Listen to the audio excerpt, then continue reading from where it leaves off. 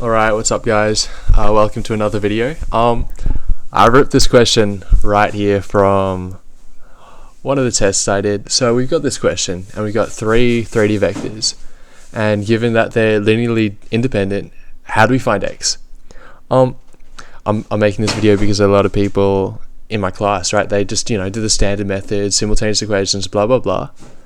But I'm going to show you my favorite way of doing this. Math teachers are gatekeeping this from you, okay? So don't tell anyone. Okay, let's go.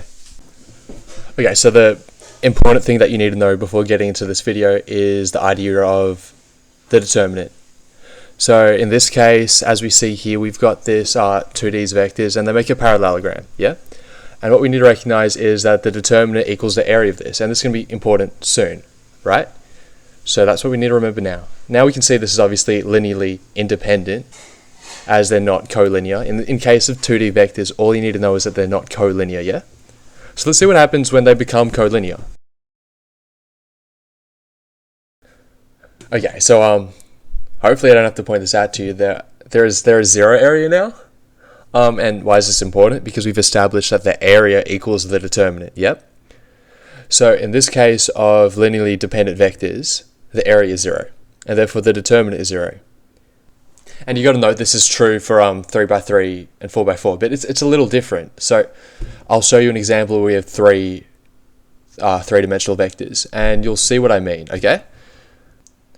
So the case in terms of three-dimensional space is a bit different. So instead of area being the determinant, we've got the volume being the determinant. So let's just squish these vectors into 2D space, as you've seen here. And this is linearly dependent, and the reason is because the third vector can be a sum of the scalar products of the other two vectors, and you can choose any two, and it's true for any two like non-dependent vectors in 2D space, so you can add them to make any third vector. I don't have a proof for that, but like if you think about it really hard, you'll get it. Yeah. Anyway, I'll get into the actual problem now, but this is really important because this is exactly what's happening with the problem, right? We've got three 3D vectors in 3D space, and they're lying on a 2D plane. Or they're collinear, right? But let's assume they're lying on a 2D plane. And also, it's important to understand this stuff because, maths is like a romantic relationship, right? Like, if you don't understand each other, you're not going to love each other, right? So what I want you to do is understand so you can learn to love. Instead of going through the motions every day and having it be monotonous, and then you wake up one day realizing you don't love maths. So let's get into the question.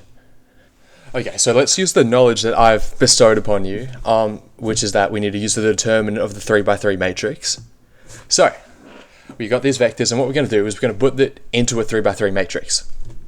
Okay, and we've done that, and let's solve for the determinant equals 0. We all know the general formula for the determinants of the 3x3 matrix, so we'll just put that in there. So we'll go through these steps, and what we're going to get is, we're going to get negative 14x plus 28 equals 0. And when we solve this for x, we get x equals 2. So that is our answer.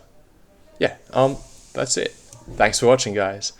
Big shout out to Daniel Wang, and make sure to follow and subscribe and share this with your friends, and I'll take topic requests as well, because I'm just nice like that.